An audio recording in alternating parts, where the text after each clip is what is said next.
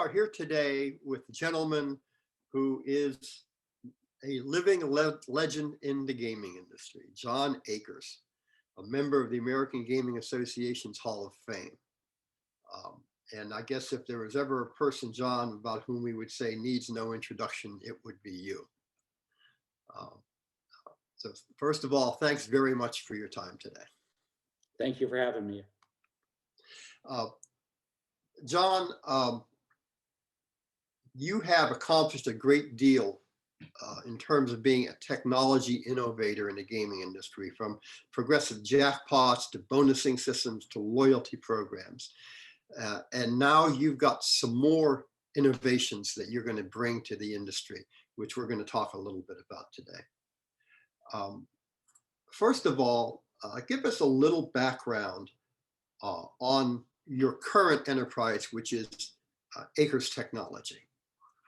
Yes, so I came back and started Akers Technology several years ago because in looking around at the casino industry, I felt like the technology that we are using was getting pretty old. You know, systems haven't really changed much in 25 years now. The system that I designed back in the middle 1990s is still being used by a lot of casinos today. If you go into the Wynn, if you go into Mandalay Bay, you'll still see the system that we installed in 1997. And it occurred to me that nobody is carrying a cell phone they had in 1997 because it wouldn't even fit in their pocket. And that there were opportunities to bring a new technology to casinos to improve the player experience and improve the casino revenues.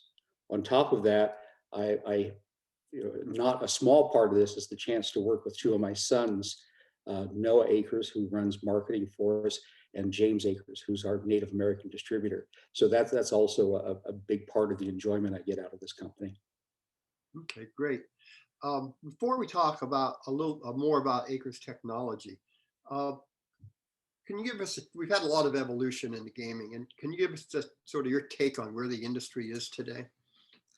I think the industry's at a crossroads. I think that where Las Vegas, the Strip, used to be the heart or the center of gambling, the Las Vegas Strip has become the center of entertainment and conventions, and that's great.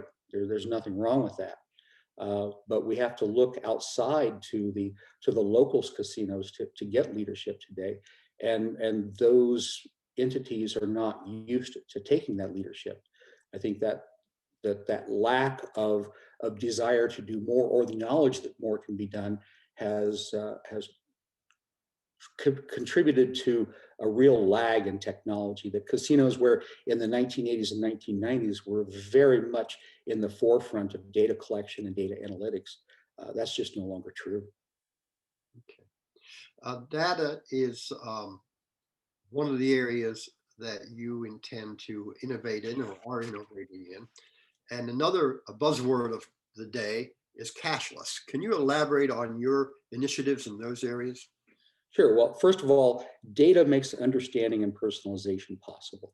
Without data, a place like Amazon and those sorts of businesses could not exist.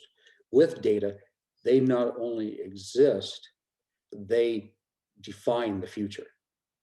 And so data is very, very important to our future. Cashless is another tool that saves money and time. It saves the time of the consumer because they don't have to carry that green paper around or worry about how much they have. And indeed, we see that in this past year with the pandemic, the use of cash has plummeted, and it will probably never come back. And then on the casino side, the cost of gathering up that currency, of providing the bill validators on the machines, of collecting that paper money, of counting it and securing it and redistributing it is quite high too. So cashless gives us a chance to reduce the friction that players experience when they want to gamble. But cashless is also data. And this is a big part of it to us, in that we've always had a challenge of identifying a player. We give them the little plastic cards and ask them to insert them into the machines. And no matter what rewards we give, a lot of players don't. With cashless, we know who the player is from the moment they start because we get the money from their account. We know exactly when they start, exactly how long they play, and exactly when they end, because they're never going to leave a machine without taking their money with them. So data and cashless are two really important tools, but there's a real opportunity for us to deliver those tools to casino managers. But the opportunity that excites me the most is the chance to help operators learn how to use those tools in order to redefine the player experience and redefine their profits. When we talk about cashless, it's easy to visualize how cashless would work at a slot machine. How will it work at table games? Table games, very much like a slot machine. We've been working on tables for quite a while. Our first table product or concept was pretty clunky. We went out and worked with some dealers and some supervisors, and we're managing to streamline the process. And now we will introduce a process probably in about the third quarter of this year, where a player holds their phone up to a table, and the dealer instantly sees how much he's supposed to give that person in chips, counts them out, and there's a display for surveillance to see, and it's done. It'll be faster than cash and cost around $1,000 a table. So I think there's a lot of opportunity on tables to provide cashless. One of the innovations that you also are bringing to the industry is an open architecture, so that casino operators can innovate on their own and customize on their own. Can you elaborate on that as well? Well, I've always wondered why a casino would be willing to pay millions of dollars for a system and not own the access to all the data that's in it. And we've been frustrated as a third-party provider that a lot of times we cannot get the data from the system that we want.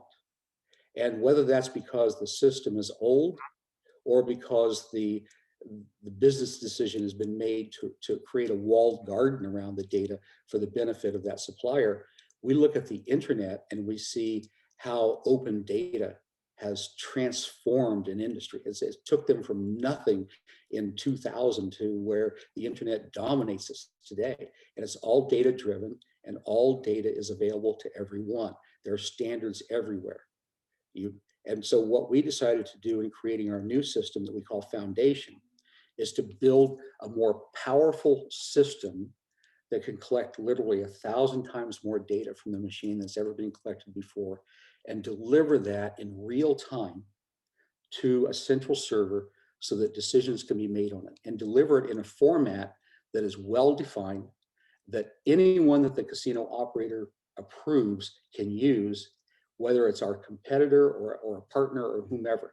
Because the more ideas that make it into the casino, the more money the casino makes, the happier the players are, the more players that come.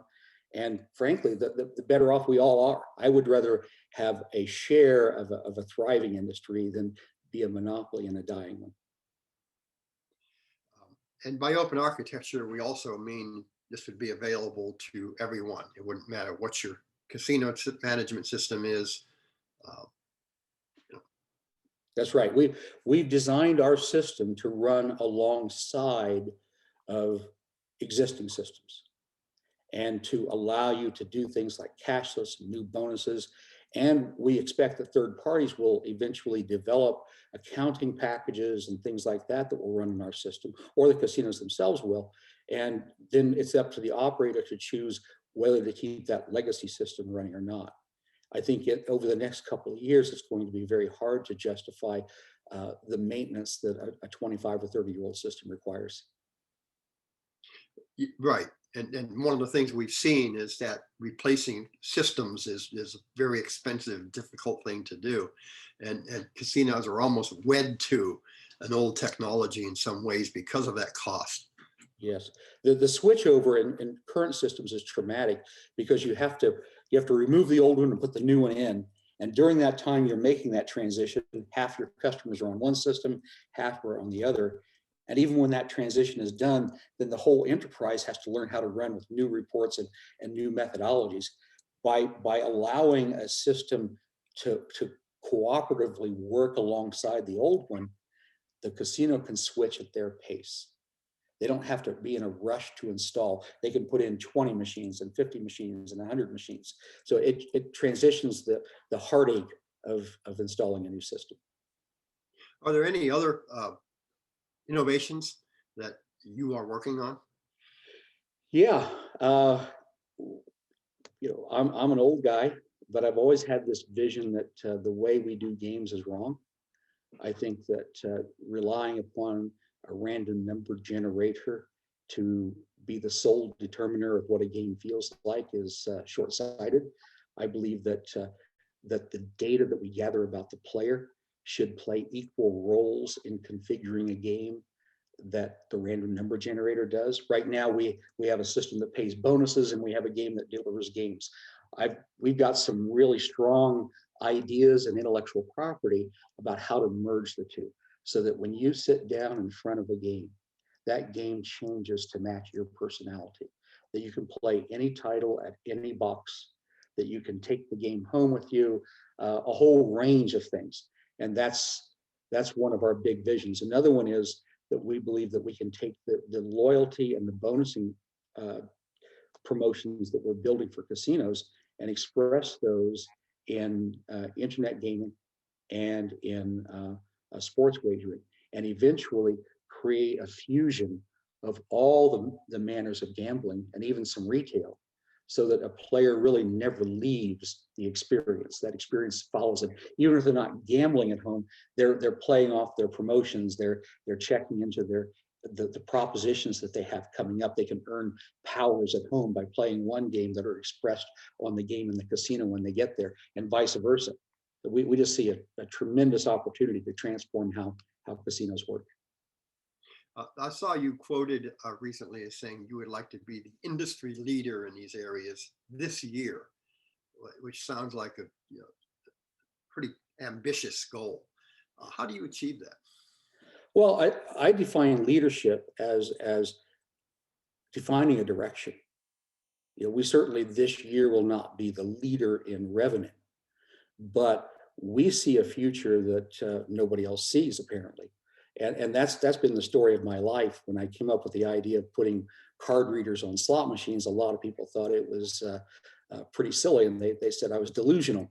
And when we came up with the idea of doing progressive jackpots everywhere at MyCon, they said I was delusional. And when we came up with the idea of doing bonusing awards directly at the machines, a lot of people thought that was delusional, because it took a lot of work and a lot of effort, and there was no immediate payback for it. Now we look back, and a lot of those ideas are thought of as visionary. And what I've learned is that the difference between delusion and vision is success.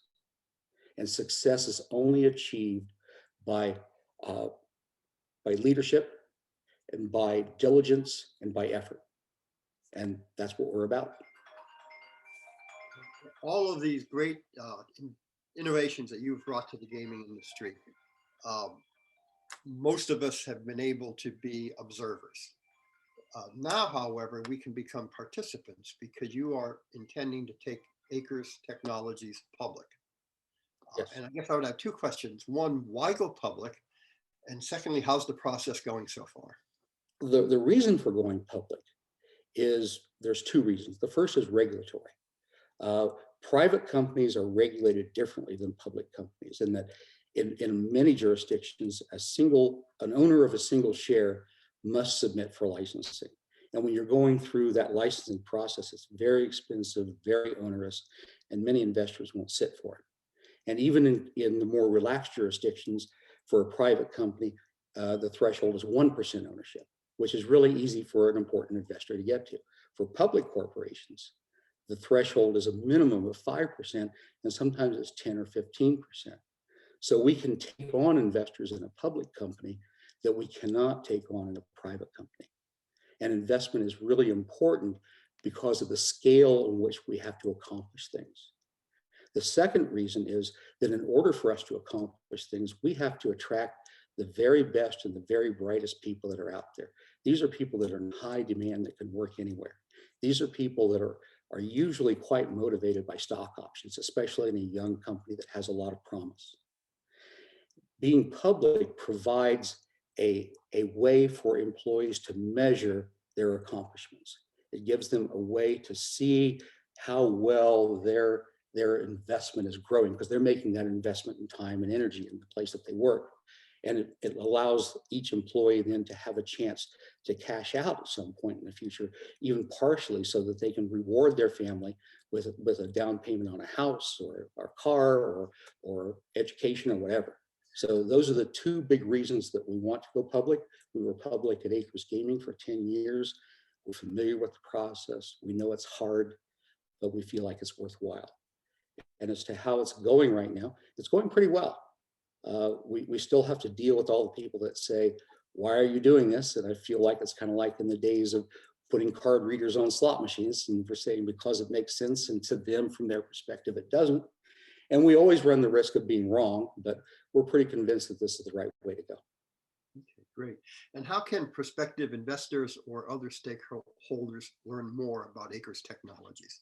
Well, as an investor, we have to be very careful. We have to go through our registration process, and we're working with a small investment bank called Bousted Securities out of Irvine, California.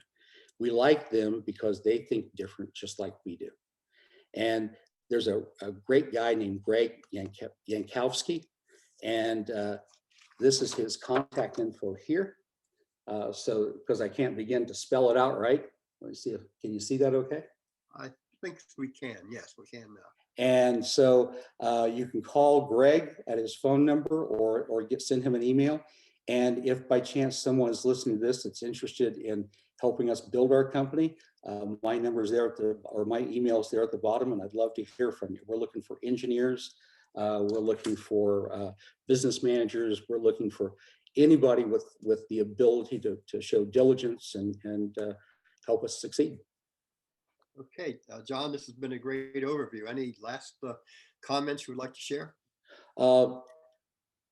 I think that the best part of gaming is its future. I think there's tremendous opportunity if we are willing to focus on the player experience and throw away old notions. I think that people like you that help to bring ideas out are vital to our industry. And Frank, you've just been around for quite a while yourself, and you've contributed a lot. And I really admire and appreciate what you've done. Well, John, thank you very much. And Mr. Akers, thank you for your insights. Thank you. Take care.